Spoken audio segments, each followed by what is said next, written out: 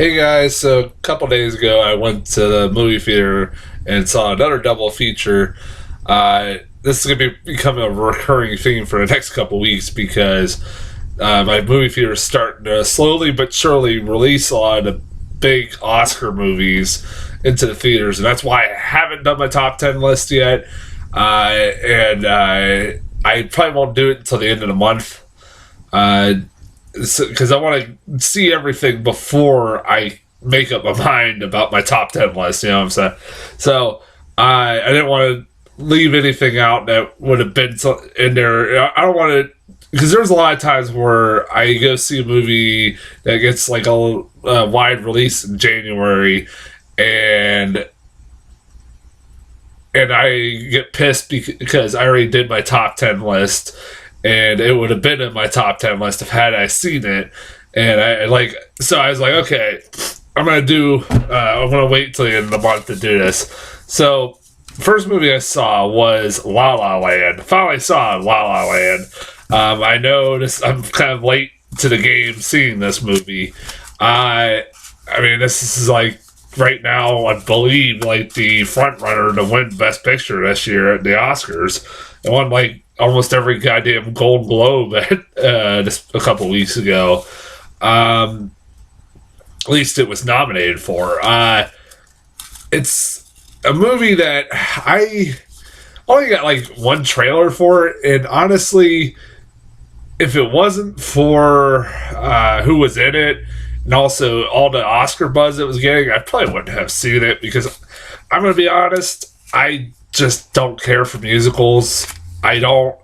I never have been a big fan of them. I just can never. I just can't. They're not my thing. And I mean, there are musicals I like. Sweeney Todd's one of my favorite, like, recent musicals. That should tell you how much I don't like musicals. I didn't like the Les Miserables. I was so bored of that recent one and all stuff like that. That's a good example of one I didn't like. But but like I said, if it wasn't for the Oscar buzz and all that stuff, I would kind of probably avoided this. I mean, even if it had the cast it did, like, I love Ryan Gosling, I love Emma Stone and stuff like that, but I was like, whatever. And man, I am so fucking glad I waited to start doing waited till the end of the month to do my top 10 list, and didn't do my top 10 list before I saw this fucking movie, because god damn it was this one of the most enjoyable films I've ever fucking seen. This is worth all the fucking hype. I thoroughly enjoyed myself watching this film. I shit you not, as I speak right now, might be a top contender for my best film of the year. I kid you not. I haven't seen a movie this past year, that I've thoroughly enjoyed about as much as I enjoyed this movie. It was a really goddamn good movie. And this is, again, coming from somebody who doesn't like musicals. Now, this movie isn't entirely all musical. And for anybody who's worried about that, there are a lot of big musical numbers in this movie, but they're really, really, really good. Really well choreographed, really well, like, it feels like an old, like I said, this movie felt like a tribute to old school musicals, like Singing in the Rain and shit like that.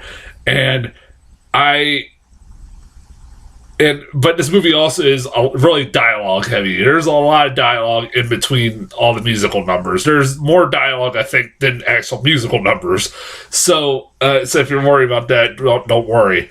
Now, Ryan Gosling, Emma Stone, I fully support them maybe getting Oscars this year. They're both fucking great in this movie.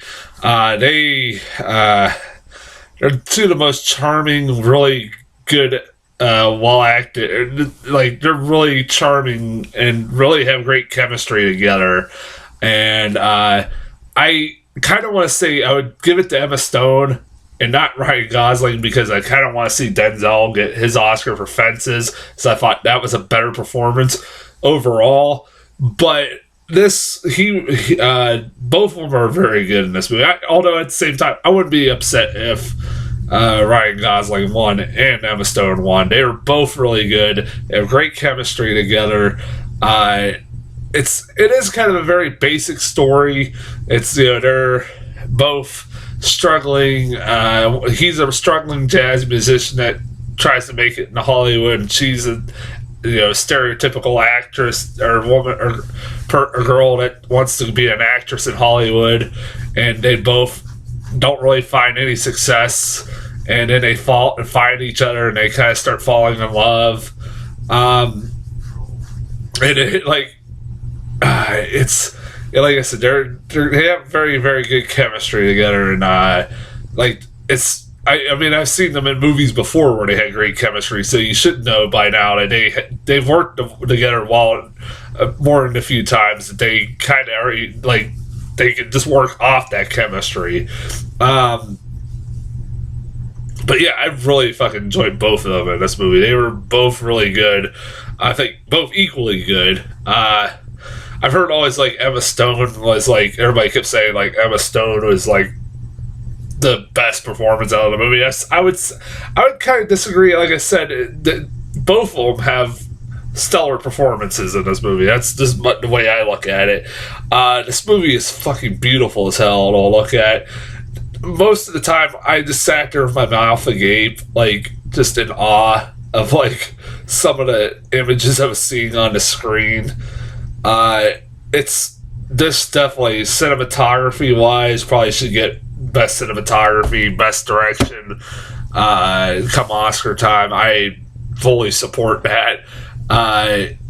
Just the beautiful how beautiful landscapes of Los Angeles and how they used them in this movie is just so goddamn stunning. Of course, that scene where they're floating in this, they're imagining floating in space while they're at the planetarium is fucking fantastic. That scene is, and what really helps with that scene is that it's really done with no dialogue, almost none whatsoever. It goes on for about 3 or 4 minutes without no dialogue. It's just the musical score. There are a lot of sequences in this movie that have that. There's also a great sequence at the very end of the movie where it shows an alternate timeline of what would have happened if things would have played out differently throughout the movie.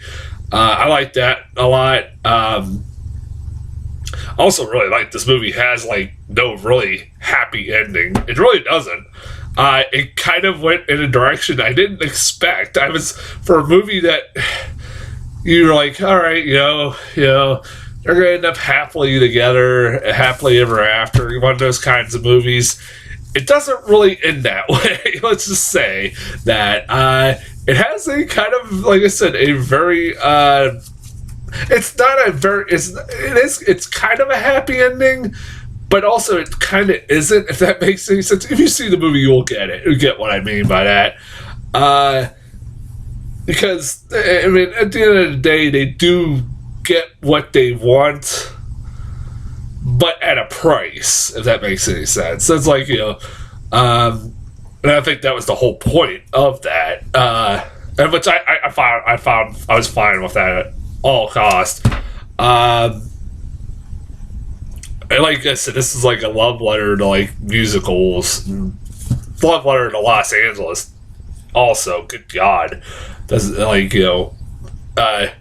it is a. I mean, this movie just uses the landscape of fucking Los Angeles so fucking well. What's the other thing I want to talk about? I know I'm thinking of. I just thought of something and now I'm gonna fucking forget about it. What the hell? Shit. I don't know. I really fucking highly recommend this movie if you have not seen it yet. It's worth all the hype it's been getting.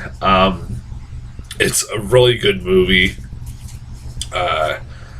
It's even if you're not a musical fan, You'll love this movie. I definitely think so.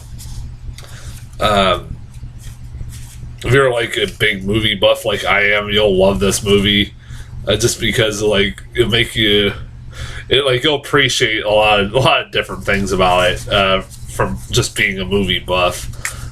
This might be my shortest review because honestly, I don't want to talk about more about it than I can because I don't want to spoil anything, even though I might have spoiled the ending. I just want people to go fucking see this. Go fucking see this movie. It's a really good movie. It's really, I can't say enough about it. I'll be back here in a couple seconds with my other review in a few short minutes.